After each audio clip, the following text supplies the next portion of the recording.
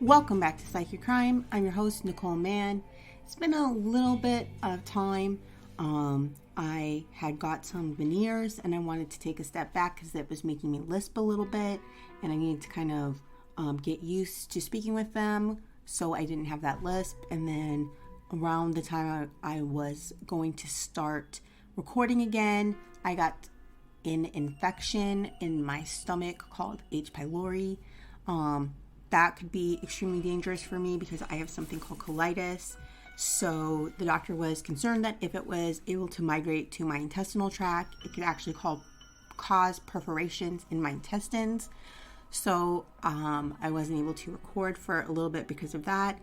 And then right as I was over that infection, I got COVID. So I was sick for quite a while and I wasn't able to record. Now I'm back. I'm better. So, like I always say, thank you so much for hanging in there and listening. I appreciate you guys more than you will ever begin to know. So welcome. If this is your first time, listeners from all over the world, I never ever thought anybody from other countries would listen. So I appreciate it so much. This week, we are going to look into a psychiatrist who misused his practice. The reason that I find this incredibly interesting, as you know, I'm a clinician myself, and I think that a lot of people don't understand or know what to look for in a therapist or a counselor, what is appropriate behavior. In the United States, we have issues with people who are not really seeing people for really talk therapy. They're just prescribing. I know we have someone in our area who is seeing people in just like 15-minute increments and prescribing things. I need you to really know and understand, if you are seeing a psychiatrist and on your first visit, they diagnose you with something without taking what's called a biopsychosocial. This is a history of not just your physical history, your history, your family history. It's a history of any mental health issues you've been through. It's a history of like your social situation, what's your family makeup, your relationships with people within your family.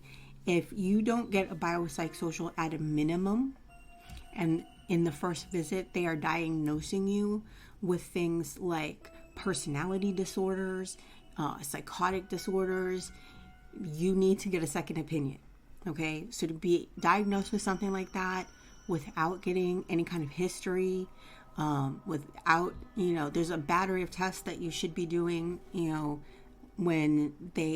to get a better understanding, because a lot of things mirror each other and have similar symptoms, especially personality disorders. The cluster B personality disorders have very similar symptoms, and it takes a while to differentiate them from each other. So if you ever go to see a psychiatrist and in the first appointment, they are, diagnosing you with complex personality disorders and with no histories and just giving you medications, I really, really, really encourage you to get a second opinion.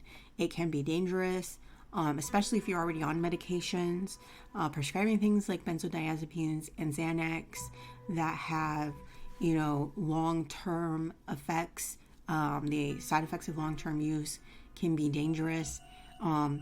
That's why you want someone who's going to take your history, who is going to take several visits to ask you multiple questions about, yes, you may be feeling depressed, but when did it start? Around what did it start? Were there any major changes in your life when things started? There's different kinds of depression, so just saying that you have a depressive disorder is not necessarily enough. You need to get to the underlying root of the issue. You really want someone who's going to take the time, not just to diagnose the issue, but specifically what it is. It might not just be just depression. It could be seasonal depressive disorder. If you have recently had children, you'd be postpartum depression. It could be depression related to a trauma that is unresolved. There's so many different things when it comes to depression. It's not always just as simple as you are depressed. Bipolar is misdiagnosed a lot. It is a very easy scapegoat for mental illness. So it is super important that when you do see someone for the first time, when you see a mental health professional, make sure they're taking a biopsychosocial, they're getting a complete history. If you're being diagnosed without them getting a complete history, like I said, I can't express how important it is for you to get a second opinion. If you feel uncomfortable in any way with what people are telling you, if you just feel like they're not putting the time in, then please get a second opinion. And that goes with therapy in general. If you feel like the connection isn't working and you don't feel comfortable opening up to them, ask for someone else. You can ask to change people. That's perfectly acceptable. You have to have a certain type of rapport in order to be able to do the work you need to do. A lot of people aren't told these things about therapy, about seeing a psychiatrist. It's not supposed to be just about medicating you. It is supposed to be about getting to the underlying issues and having you be able to deal with things and resolve the feelings and emotions that you have surrounding certain issues. So that's the reason your appointments are supposed to be an hour long, so you actually can get to the root of certain emotional issues that you are having. If you are not having these appointments, you may need to have a secondary provider. You may have to have a psychologist or a counselor that will give you the talk therapy that you need to resolve these issues. Many practices are actually set up in that manner, where they'll have counselors to provide the talk therapy that you need, and then you'll only see the psychiatrist once a month or once every 3 months to do, blood work and make sure that your med stabilized. So that is a much better setup than just having you, meet with them 15 minutes once a week and you're not actually getting, the help that you really need. So, with that, excuse me, as you can tell, I'm still a little bit hoarse, so bear with me. Keep that in mind and just be very careful. There's a lot of online therapy services that are popping up, and make sure that they're not just, about medicating you, and that they are helping you actually get the talk therapy that you need that is going to help you resolve the underlying issues. So keep all those things in mind when you are going through your mental health journey. It should not just be about medicating you. It should also be about working through the issues, the underlying issues that have caused you to be in this situation. All right, so that being said, we will get started with this week's situation. Transference is a phenomenon in which one seems to direct feelings or desires related to an important figure in one's life, such as a parent, towards someone who is not that person. In the context of psychoanalysis or therapy, a patient is thought to demonstrate transference when they express feelings toward the therapist that appear to be based in the patient's past feelings about someone else. The concept of transference emerged from Sigmund Freud's psychoanalytic practice in the 1890s. Freud believed that childhood experiences and internal conflicts formed the foundation for one's development and their personality traits as an adult. Psychoanalysis aims to uncover those unconscious conflicts, which may be responsible for current patterns of emotional and behavioral aspects of you. Transference is one method with which through those conflicts may be recognized and hopefully resolved. The repetition of emotional responses to one individual, such as a parent, in the context of a different relationship is theorized to take place without conscious awareness. However, a person can become consciously aware of this pattern.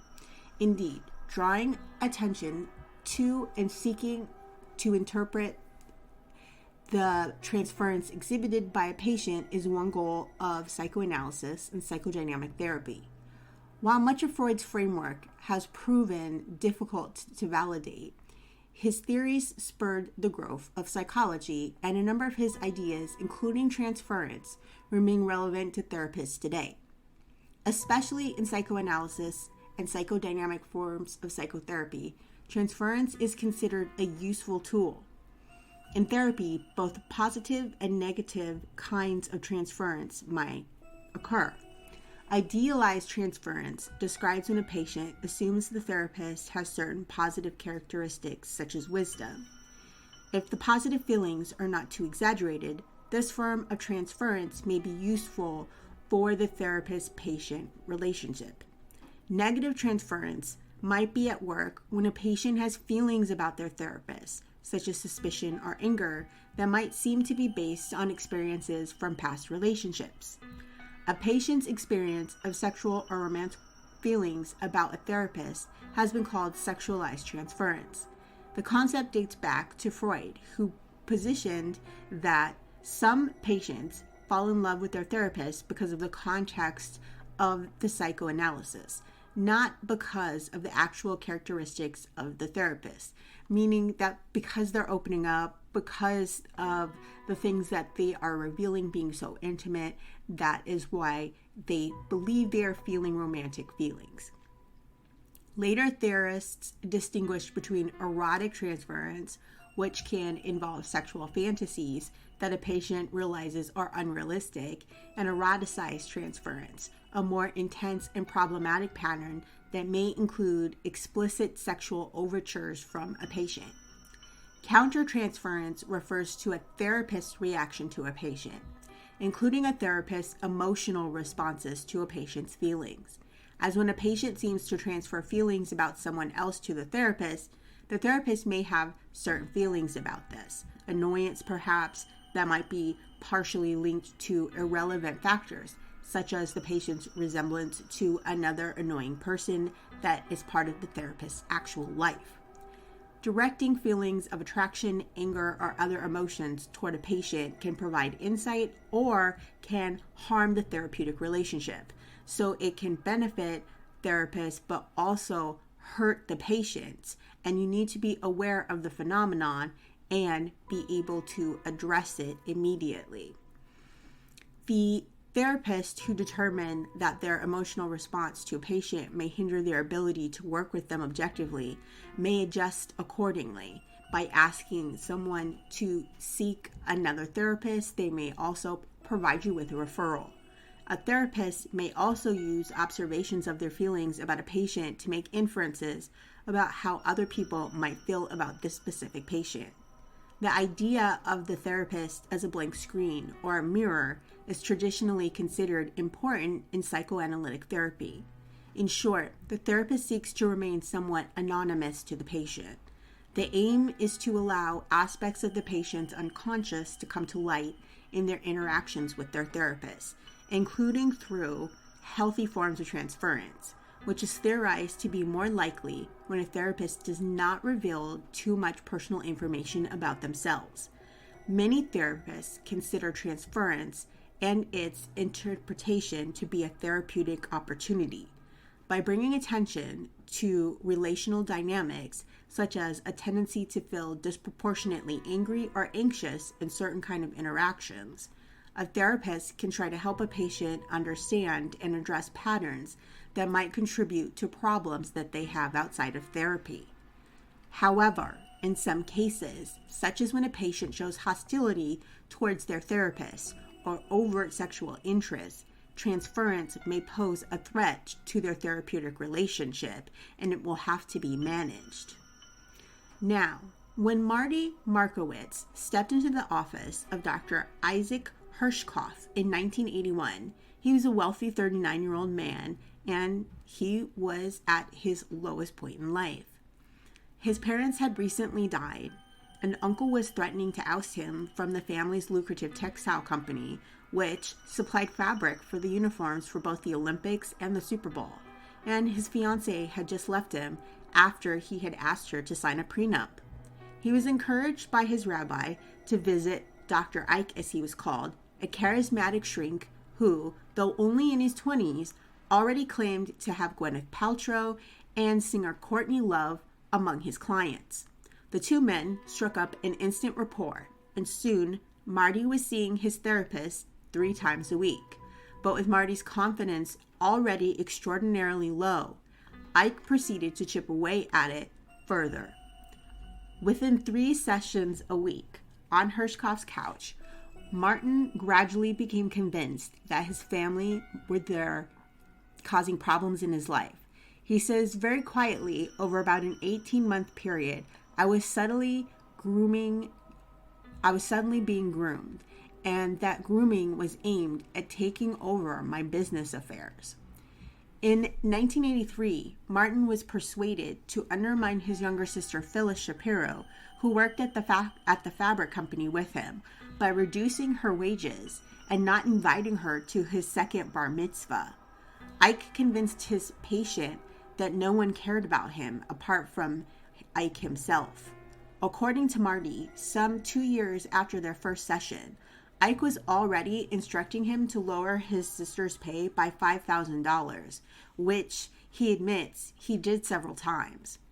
Fearing she was going to lose everything, Phyllis removed money and gold coins from accounts in Switzerland, which she held jointly with her brother.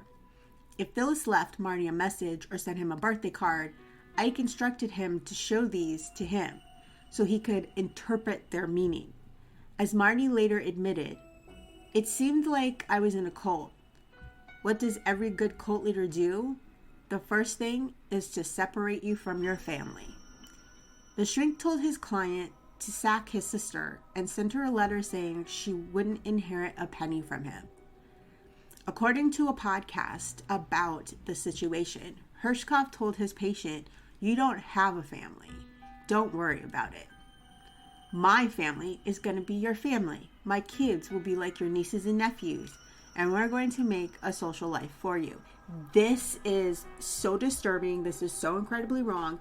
Anytime a therapist offers to become personally involved in your life, that is crossing a line. Number one boundary when it comes to therapist and patient relationships, they should not be personally involved in your life in any way, shape, or form. You should not be inviting them to your holiday party, and even if you do, they should be saying no. They should not be, they should not be inviting you as a patient to their holiday party. They should not be stopping by your house. They should not be going to your kid's birthday party or graduate. None of that. You should not be involved in each other's personal life in any way, shape, or form. And a lot of times people feel very grateful to the therapist and they want to give them presents. We have a limit. We are not allowed to accept anything that has a value of more than $60. Even that is pushing it. Most practices will not allow you to accept anything at all.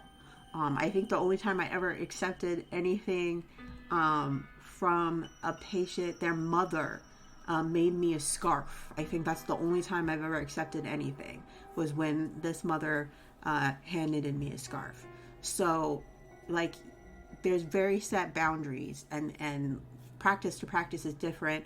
Most places I have been, you're not allowed to accept anything, period. This current clinic that I work at now, it's $60. You cannot accept anything that has a value of over $60.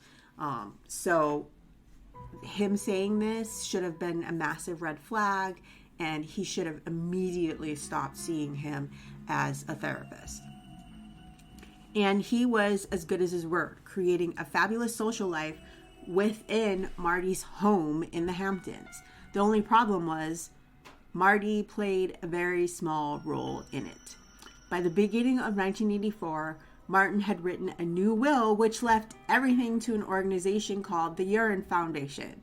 Hirschkoff and his wife were, of course, the directors of the foundation. The psychiatrist also talked his patient out of relationships which had the potential to lead to marriage because he's keeping him alienated from friends and family. He wants to ensure he has zero support system except him. This is textbook grooming. He has groomed him from the beginning.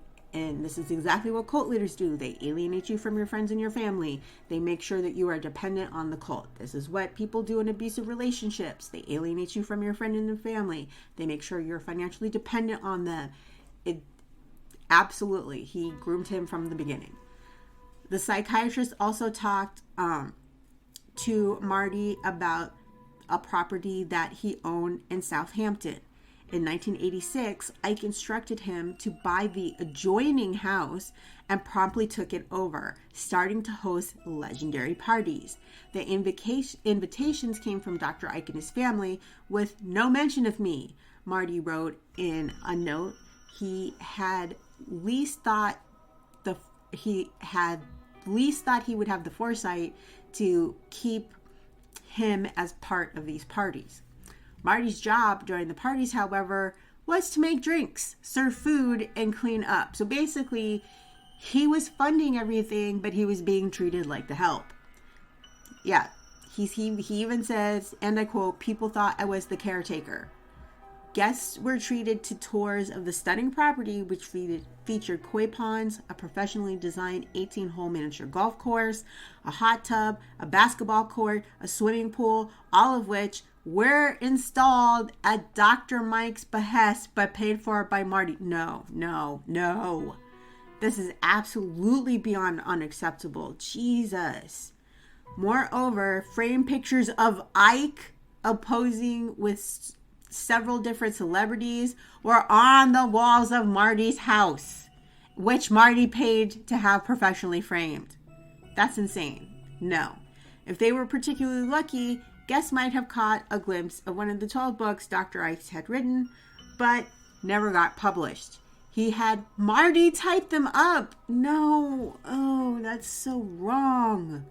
As if all of this was not bizarre enough, Ike took over the main property and put his professional name on the mailbox. Marty was kicked out and moved to the guest house. How are you forced to live in the guest house in your own home, your own property? That's insane. He wasn't even allowed to put his own food in his own kitchen. He had to keep it in his bedroom in the guest house. No, not content with using Marty's money to buy tables at lavish fundraisers, Ike was commanding such a presence in his patient's life. He was He was eventually made president of Marty's company. Marty also made Ike joint signatory of his Swiss bank account, oh Jesus, which contained almost $1 million. And that's why it was such a good idea Phyllis got her money out, because she would have had nothing. And in 1991, Marty rewrote his will again, leaving his entire estate to Rebecca and giving Ike power of attorney. Rebecca is Ike's wife. Meaning that he was busily warding Marty off of relationships, accusing his dates with quite staggering chutzpah of being gold diggers. Yeah, you're going to call them gold diggers, but you made this man make you the president of his business. You had him put your name on his bank accounts. He is throwing parties. You are throwing parties at his expense. He has you living in the guest house of your home, but they're gold diggers. The nerve, the unmitigated gall. Though he conservatively estimates a loss of, Jesus Christ, $4.5 million due to Dr. Ike, as well as $3 million in therapy fees. Marty claims to have lost $1.5 million after investing in a Ponzi scheme that Dr. Ike suggested. The shoe finally dropped when in 2010, Marty underwent a hernia operation.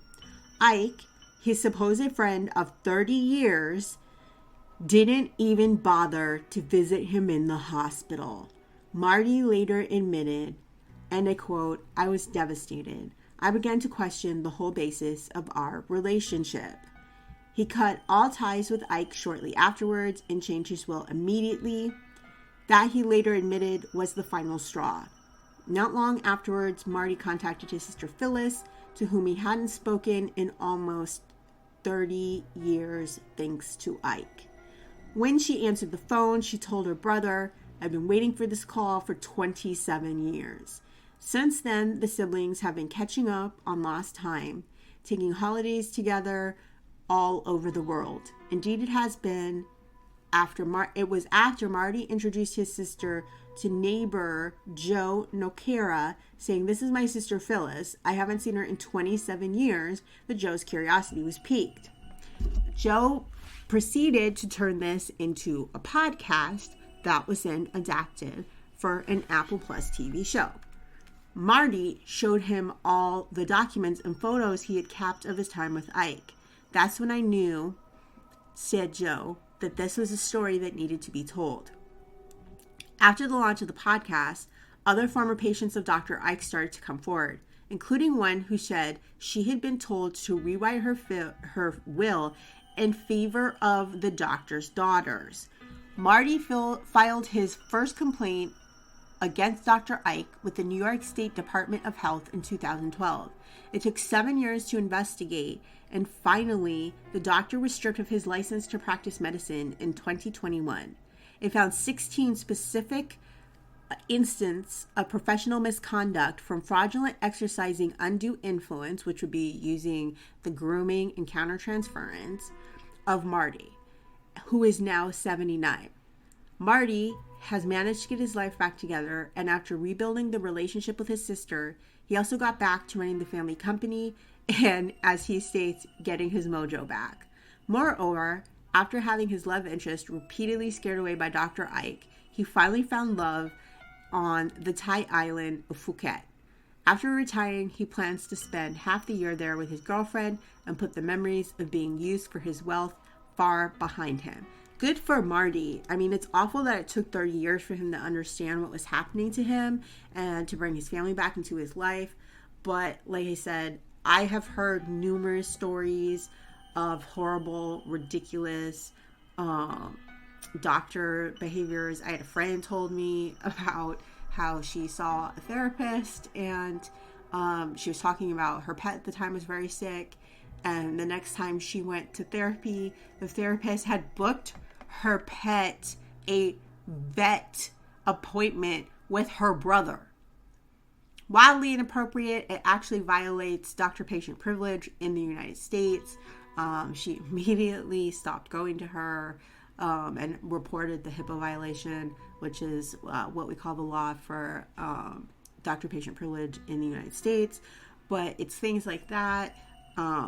Red flags. As soon as you feel a red flag, you feel something isn't right, you can immediately just stop the sessions. You don't have to carry them on. You don't have to feel like you have some sense of loyalty. Anytime you feel uncomfortable, if it's a bigger practice and there's more than one person, usually they'll have forms to allow you to transfer your therapist. If not, if it's a solo practice, just stop going. You don't owe anybody an explanation. So that is this week's story. Next week, we are going to look at a man who decided it would just be easier. No, that's probably not quite right. Better for his reputation if he faked his death rather than file for bankruptcy, because that's just so shameful that death is better, apparently. But in the meantime, I hope you sleep better knowing the how and why people do such awful things.